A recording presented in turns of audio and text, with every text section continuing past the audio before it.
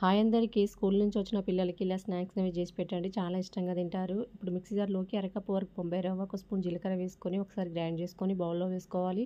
ఇప్పుడు అదే కప్పుతోటి ఒక కప్పు వరకు గోధుమ పిండి, పావు కప్పు వరకు బియ్యం పిండి, ఒక స్పూన్ చిల్లీ ఫ్లేక్స్, ఒక స్పూన్ వరకు వామును ఇలా కాస్త ఇలా నలిపి వేసుకోవాలి. ఒక స్పూన్ ఆయిల్ వేసుకొని అంతా కలిసేటట్టు కలుపుకోవాలి. టేస్ట్‌కి తగ్గట్టు సాల్ట్ వేసుకొని కొన్ని వాటర్ వేసుకుంటూ పిండి మొత్తాన్ని చపాతీ పిండిలా కలుపుకొని పక్కన పెట్టుకోవాలి. దీనిపైన కొంచెం ఆయిల్ అనేది వేసుకొని మొత్తం అంతా స్ప్రెడ్ చేసుకొని మూత పెట్టి ఒక 10 నిమిషాలు పక్కన పెట్టుకోవాలి. 10 నిమిషాల తర్వాత కొంచెం పిండి ముద్దను తీసుకొని మిగతా పిండి ఆరిపోకుండా మూత పెట్టి పక్కన పెట్టుకోవాలి. చపాతీ పీట మీద పిండి ముద్దను పెట్టుకొని దానిపైన పొడి పిండి జల్లుకొని మీడియం సైజులో ఇలా రోల్ చేసుకోవాలి. మరి మందం కాకుండా మరి పల్చగా కాకుండా ఇలా రోల్ చేసుకొని ఇప్పుడు నైఫ్ తోటి మనకు నచ్చిన సైజుల్లో ఇలా చిన్న చిన్న పీసెస్ లాగా కట్ చేసుకోవాలి.